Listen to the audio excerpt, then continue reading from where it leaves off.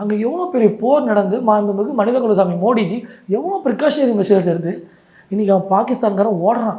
நிதி இல்லை அவங்ககிட்ட. IMF போய் கடன் கேட்குறான். எனக்கு போர் நடத்த போகிற கடன் இல்லை, காசு இல்லை, இதையாக கொடுத்து காப்பாற்றியான்னு சொல்லி அங்கே போய் பிச்சை எடுக்காத போகிறேன். இன்றைக்கி பிச்சை எடுத்து போர் நடத்துகிறான் ஒருத்தன். அந்த போர்லேயும் ஒரு பிரயோஜனமும் இல்லை.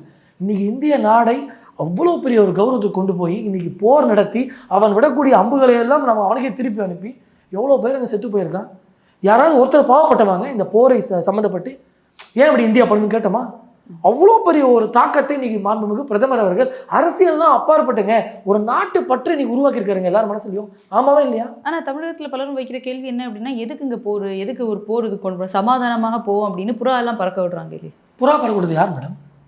சும்மா சொல்லுங்களேன். ஏறமான இல்லை என்ன சொல்கிறேன், சொல்யூஷனுக்கு அது தீர்வுக்கா திமுக? தீர்வுக்கு இன்றைக்கி திமுக இருக்கா? தொல்லைக்கு தான் திமுக நிற்பான். இன்றைக்கி இன்னும் புறா விடுறது அண்ணன் A.R. ரஹ்மான் அவர்களை பற்றி நான் சொல்ல விரும்பணும். அதாவது அவர் புறா விடுறாருன்னா அவரோட நோக்கம் அந்த 25 பேரில் இவர் சொந்தக்கார ஒரு ஆளுந்தாருன்னா என்ன ஃபீல் பண்ணியிருப்பாரு? ஒரு நாட்டினுடைய ஒரு முக்கியமான ஒரு சுற்றுலாத்தலம் அங்கே ஒருத்தன் அவன் கைவரிசையை காட்டிட்டு போகிறான், போய் மோடிக்கிட்ட சொல்லி ஒருத்தன் மிரட்டிட்டு போகிறான். கம்முன்னு இருக்க சொல்கிறீங்களா? இங்கே தான் 4.5 வருஷம் கம்முனு எது பண்ணாலும் கம்முனு அரெஸ்ட் பண்ணிடுவாங்க, கம்முனு ஜெயிலில் போட்டுருவாங்க. அப்பா அவன் பையன் அராஜகம் பண்ணுறாங்க, நம்ம வாயை திறந்தாலே கம்முனு இங்கே தான் ஆஃப் பண்ணுறீங்க.